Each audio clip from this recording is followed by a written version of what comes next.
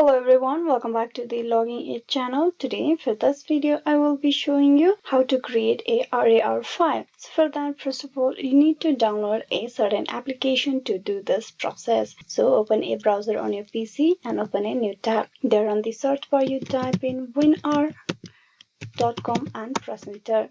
So here you need to click on download WinR to your desktop or the PC. Once you have downloaded it, you will be able to open it on your desktop. So this is how the WinR application will look on your desktop. WinR is a data compression, encryption and archiving tool for Windows that opens a RAR and zip file. WinR can create and view archives in RAR format or the zip file format. So for you to create a RAR file, what you need to do is open the folder that you want to RAR the file, that is RAR the file. So this will be the folder that I want to change the format for.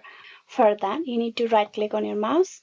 Then from these options over here, you need to click on Add to Archive. This will pop out the square box on your screen over here like this. Here you will see the archive name or the file name once the file has been RAR. Here the only change that you need to make is the archive format. Currently the format is in zip file. You need to change this to the RAR. Click on that and then you need to click on OK. You can see the file over here.